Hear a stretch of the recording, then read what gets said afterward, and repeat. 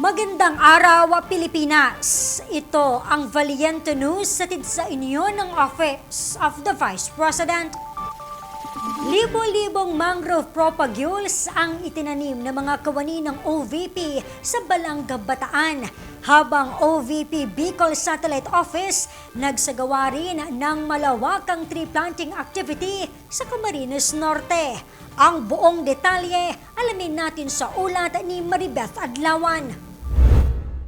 Isang hakbang tungo sa mas luntian at mas ligtas na kinabukasan. Ito ang hangad ng tanggapan ng pangalawang Pangulo sa likod ng nagpapatuloy na pagbabago, A Million Trees Campaign. Kamakailan matagumpay na nakapagtanim ng mahigit 3,000 mangrove propagules ang OVP sa Balanga, Bataan. Katuwang ng tanggapan sa aktibidad ang Department of Environment and Natural Resources o DENR, City Environment and Natural Resources Office o Centro Pilar, mga kawani ng Barangay Tortogas at mga volunteer. Parehong aktibidad din ang inilunsad ng tanggapan sa Umboy, Abukay, Bataan, kung saan 3,000 mangrove propagules ang kanilang itinanim. Mahalaga po na malaman ng lahat ng tao ang kahalagahan nito dahil hindi lang po ang iilan ang apektado dito. Lahat po tayo apektado, lalo na sa mga kalusugan, pati po sa pangkabuhayan ay makikinabang naman po ang lahat.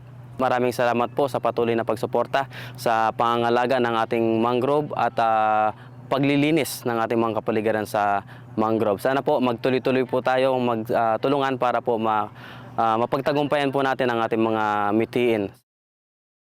Habang pinangunahan naman ng OVP Bicol Satellite Office ang sunod-sunod na tree planting initiative sa Camarines Norte noong Abril.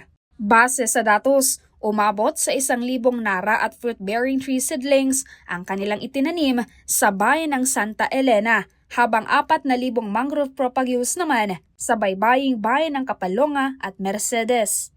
Kasabay nito, naglunsad din ng coastal cleanup activity ang tanggapan sa Kapalonga, kung saan umabot sa 30 na sako ng basura ang kanilang nakolekta.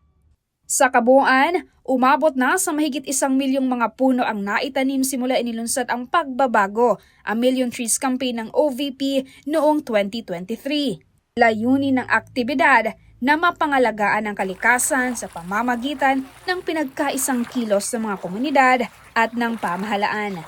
Ako, si Maribeth Adlawan, lahat para sa Diyos, bayan at pamilyang Pilipino. Valiente News.